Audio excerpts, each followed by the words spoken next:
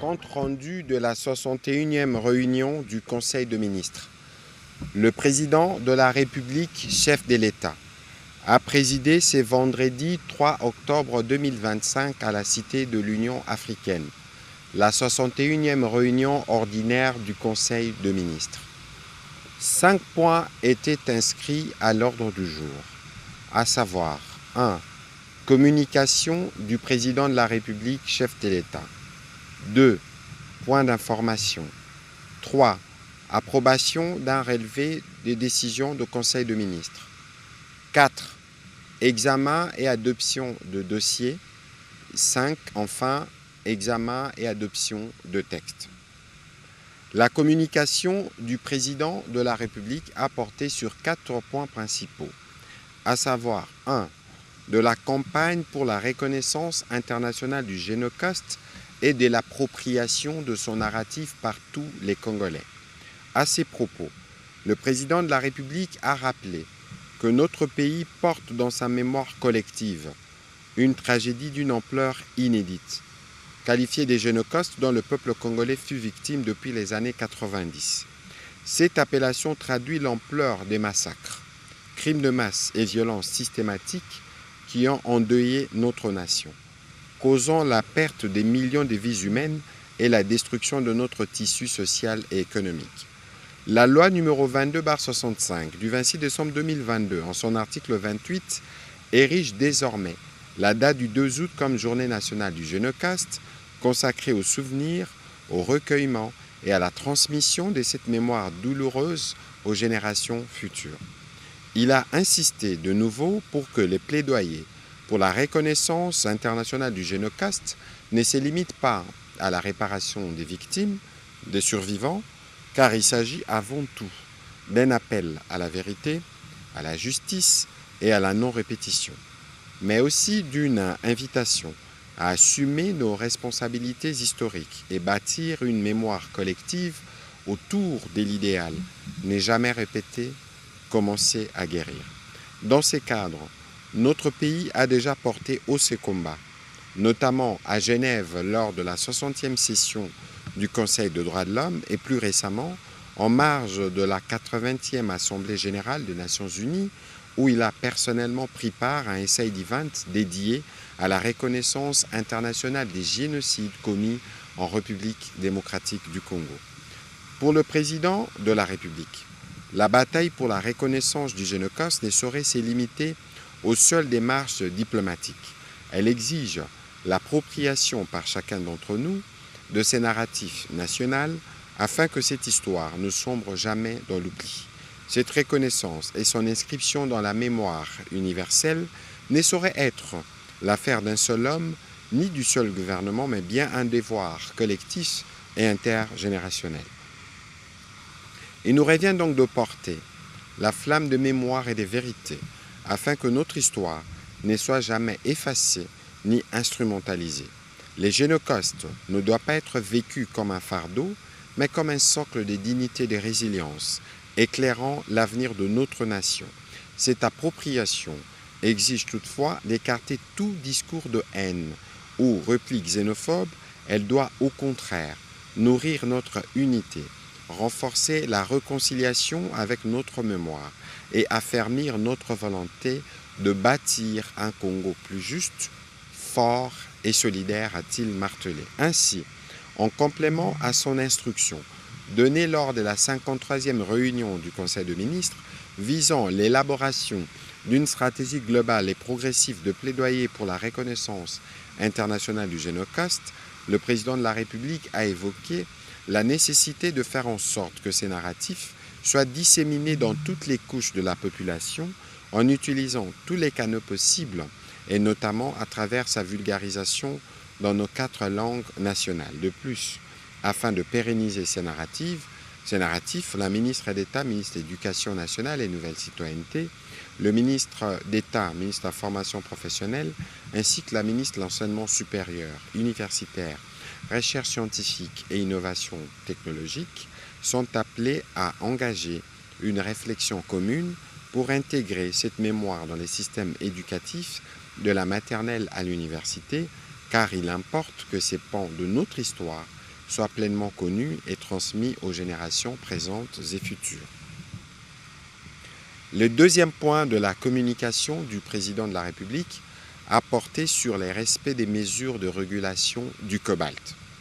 Le président de la République tient au respect de la mesure des suspensions des exportations de cobalt et des mesures réglementaires adoptées par le ministère de Mines et par l'Autorité des régulations et des contrôles des marchés de substances minérales stratégiques, ARECOMS, pour assainir sa chaîne d'approvisionnement conformément à sa communication à la 36e réunion du Conseil des ministres du 21 mars 2025. Dans cette même logique, la suspension en vigueur prendra fin le 15 octobre 2025. À compter du 16 octobre, a-t-il insisté, cette approche devra être relayée par une politique de quotas visant à encadrer durablement les exportations et à protéger les intérêts de la nation. Les résultats déjà obtenus des dites mesures sont probants. Le prix du cobalt métal a connu un bond à la hausse de 21 936 $ à 42 108 $ la tonne en 7 mois et demi, tandis que celui de l'hydroxyde de cobalt a progressé de 12 566 $ à 36 927 $, soit une hausse de 194%. L'excédent sur les marchés s'est réduit, contribuant à un rééquilibrage favorable. La République démocratique du Congo, premier producteur mondial, dispose désormais d'un véritable levier pour influer sur ces marchés stratégiques, accroître ses recettes et améliorer les conditions de vie de sa population. Il est impératif de maintenir ces acquis. Trop longtemps, notre pays a été victime des stratégies prédatrices, a précisé le président de la République. Les suspensions successives et désormais la mise en place des quotas constituent des instruments de souveraineté, de régulation et d'assainissement de la filière cobalt. Leur application rigoureuse et objective devient indispensable pour compléter le manque à gagner financier et garantir une gestion transparente de nos ressources. En conséquence, le président de la République a instruit le vice-premier ministre, ministre de l'Intérieur, les ministres des Finances, le ministre des Mines et leurs services respectifs d'appuyer sans faille la RECOMS dans sa mission qui consiste notamment à contribuer à l'amélioration de cours et à l'équilibre du marché afin de maximiser les recettes de l'État issues de l'exploitation et de la commercialisation du cobalt tout en assainissant sa filière notamment sur les aspects liés à l'artisanat. Des contrôles renforcés devront être assurés a priori et a posteriori avec des sanctions exemplaires à l'encontre de tout acteur impliqué dans la fraude ou des pratiques subversives, incluant l'exclusion définitive du système des quotas. Compte tenu de la sensibilité des marchés et de la nature stratégique des décisions de l'État concernant la maîtrise de la chaîne de valeur du cobalt, la RECOMS demeure la seule entité habilitée à communiquer les mesures prises aux tiers, comme instruit lors de la 36e réunion du Conseil des ministres.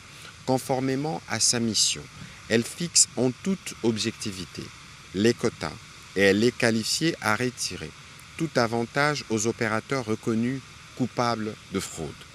Le président de la République a fermement mis en garde toute tentative d'ingérence politique ou économique visant à influencer ces dispositifs stratégiques. C'est dans cette discipline collective et cette vigilance que la République démocratique du Congo pourra pleinement tirer parti de sa position de leader mondial du cobalt au bénéfice du développement et de son peuple, a-t-il insisté. Un rapport sur l'exécution des instructions susmentionnées est attendu dans le 30 jours. Le troisième point de la communication du président de la République a porté sur la nécessité de convoquer une table ronde nationale sur l'emploi et l'entrepreneuriat des jeunes. L'emploi des jeunes demeure l'une des priorités absolues de notre nation. Le président de la République a rappelé avoir pris devant le peuple congolais l'engagement solennel de créer massivement des emplois décents et durables. Ces défis immenses et structurants exigent une approche coordonnée, lisible et inclusive. Aujourd'hui, les initiatives existent, mais elles restent insuffisantes par rapport aux attentes de nombreux jeunes appelés à intégrer les marchés du travail ou à créer leurs propres entreprises. C'est pourquoi il a décidé de convoquer, sous son haut patronage, une table ronde nationale sur l'emploi et l'entrepreneuriat des jeunes. Cette rencontre réunira autour de la présidence de la République les ministères et institutions directement concernés, emploi, travail, petites et moyennes entreprises, jeunesse, formation professionnelle, finances et guichet unique de création d'entreprises. D'autres structures travaillant dans les secteurs, donc les parties prenantes, pourront aussi y être associées. Cette table ronde aura 3 objectifs majeurs. Donner une vision claire et cohérente de notre démarche nationale pour l'insertion professionnelle et l'entrepreneuriat de jeunes. Arrêter des mesures incitatives concrètes, incluant une fiscalité pro-jeunes, des procédures simplifiées via le GUS, l'accès au stage et à la première expérience, des dispositifs de financement adaptés et un accompagnement technique renforcé. Institutionnaliser une synergie opérationnelle avec des mécanismes d'évaluation et de suivi pour garantir un impact réel et mesurable. Le président de la République a insisté pour que l'application des résolutions qui en découleront produise des effets tangibles non seulement à Kinshasa, mais également dans l'ensemble du pays, afin que chaque citoyen en ressente l'impact positif. L'avenir de la République démocratique du Congo repose sur sa jeunesse en lui offrant des opportunités d'emploi, une fiscalité adaptée, des démarches simples et un accompagnement crédible. Nous jetons les bases d'une prospérité inclusive et durable. Faisons de cette table ronde un tournant décisif pour notre jeunesse et pour l'économie nationale, a-t-il précisé. Le président de la République a souhaité que cette rencontre soit un moment des décisions assorti d'un calendrier précis et d'indicateurs clairs. Dès lors, il a instruit le ministre de l'Entrepreneuriat et des Développements des PME ainsi que son cabinet en concertation avec les différents ministères, les structures et toutes les autres parties prenantes à préparer cette table ronde et de lui proposer dans les 10 jours les termes des références incluant les résultats attendus, une date ferme et l'ordre du jour. Le dernier point de la communication du président de la République a porté sur l'appréciation du franc congolais sur le marché de change. Le président de la République a commencé par féliciter le gouvernement ainsi que la Banque centrale du Congo pour les résultats probants récemment enregistrés sur le marché d'échange. En effet, un affermissement significatif du franc congolais vis-à-vis du dollar américain a été constaté ces dernières semaines sur le marché interbancaire, traduisant une appréciation de 9,1% depuis le 19 septembre 2025. Ces progrès constituent un signe tangible des efforts coordonnés et constants dans la mise en œuvre de politiques monétaires et budgétaires. Cette évolution positive résulte de la conjugaison d'actions volontaristes et des facteurs conjoncturels favorables. Il convient notamment de relever la forte demande de la monnaie nationale pour les banques liée à la constitution de leurs réserves obligatoires, la ponction des liquidités opérées par les trésors dans les cas des échéances fiscales, les interventions ciblées et mesurées de la Banque centrale sur les marchés d'échange à travers la vente des devises. Ces acquis démontrent que lorsqu'elles sont conduites avec discipline et cohérence, nos politiques économiques peuvent produire des résultats tangibles et renforcer la confiance des opérateurs ainsi que des citoyens. Le président de la République soutient qu'il est désormais nécessaire d'aller plus loin.